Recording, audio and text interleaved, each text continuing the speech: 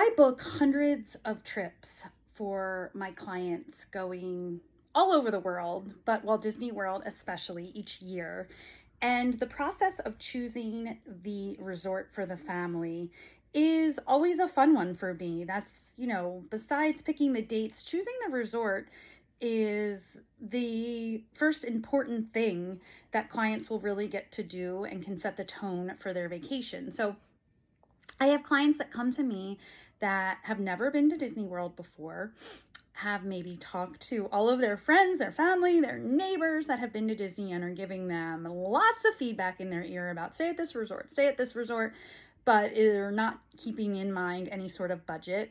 Or I have families that have been to Disney World 100 times and know exactly where they want to stay. And they come to me and say, just give me pricing for this date, for this resort, for this many ticket days. And we're done and booked very quickly. But if a client really has no idea, or kind of says, I would like to see pricing for this, but it might be out of our budget, this is my process.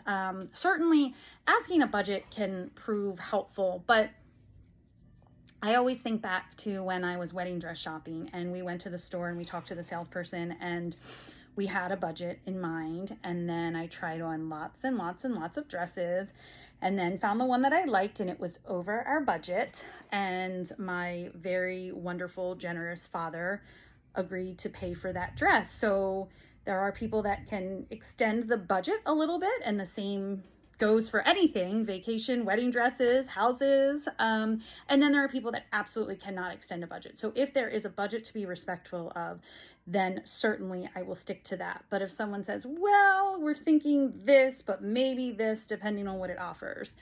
So my process is to start with a value, a moderate, and two deluxes. So I will always start, if availability is there, if we're booking far enough out and I have pretty much open availability, I will start with Pop Century because it's on the Skyliner. I love the Skyliner access to Epcot and to Hollywood Studios. Now, if someone says we're not going to Epcot or Hollywood Studios and this is going to be purely a Magic Kingdom trip, we might rethink that, or I might say, well, here's Pop Century, but if you're looking for a less expensive value resort, you can do one of the all-star resorts and still have, and you'll have the same bus transportation to Magic Kingdom. But if they are planning on visiting the four parks, then Pop Century is my go-to value resort. You know, the thing about Art of Animation is I do love it there and I love the Skyliner access, but the family suites are considered the preferred location there. So if you're staying in a Little Mermaid standard room, they're considered the standard location. So they are a further walk away from the Skyliner, from the lobby, from the food court, from the buses.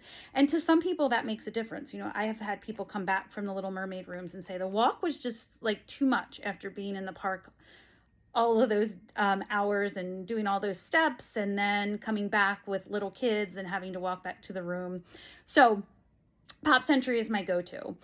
Now for moderate resorts, I always used to pick Port Orleans French Quarter, and I still do occasionally, but until the room renovations were done at Caribbean Beach, I really never included that resort unless someone specifically asked for it. But now I do include Caribbean Beach because of the Skyliner access and because the rooms were just recently redone. But I still think Port Orleans French Quarter is a great option. It's a very, very small hotel. If people are a little bit nervous about all of the crowds that they're going to experience at Disney World and want to come back and feel some quiet, Port Orleans French Quarter is the way to go. There's only 7 buildings of rooms. It's very small. The grounds are beautiful. It's very easy to navigate. If you're getting ready in the morning and one of the parents wants to go out and take the kids to start getting breakfast, or you're getting breakfast and you say, oh no, I forgot the ponchos, it's going to rain. It's like a 2-minute walk to walk back to your room. Whereas at another resort, it could be a 15-minute walk to go back to your room to get those ponchos that you left. But I still love Port Orleans French Quarter. And then when it comes to deluxes, I usually include one on the monorail. So either Grand Floridian, Polynesian, or Contemporary. People, that's, quintessential Disney. They've been around forever. People like to just know what that costs and say, okay, maybe that's in our budget, or maybe, absolutely not. And then I usually include a less expensive deluxe. So people can still know that they can have a deluxe resort, but It will be, it won't have the monorail access. So if you followed me for a while, you know that I love Beach Club and you know that I love the Riviera. So I normally will include one of those pending availability, because those are still great transportation wise. They are still great locations. They have everything, that the 3 monorail resorts offer except for the monorail line. So I do love those choices as well.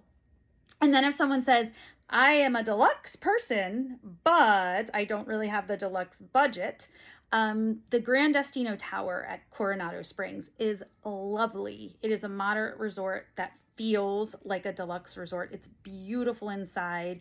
It's just a really, really stunning hotel. Doesn't have tubs in the rooms for kids. So if there are families with little kids that are traveling, or if someone just likes to take a bath at the end of a long day, that is not an option that you're going to get at the Grand Destino Tower. So I just like to make sure that people know that, in case that they were thinking they were going to get that. So that's where I start, and then send that information to the clients, and then they're able to kind of look at the various price points and say, well, we feel comfortable now within this price point, but can we look at, maybe we don't like the theming of this hotel. Can we look at another hotel in that price point? And then that really guides the rest of our conversation. I think it's a fun process because you get to know what one family might be into, another family absolutely doesn't want for their trip. So I think it's fun. That's part of one of the best parts, and really then makes people get excited for the trip that they're going to have. So if you've got any questions about the Walt Disney World resorts, or anything about Disney Cruise Line or Universal or Sandals or Beaches or Royal Caribbean, let me know. I am happy to answer them.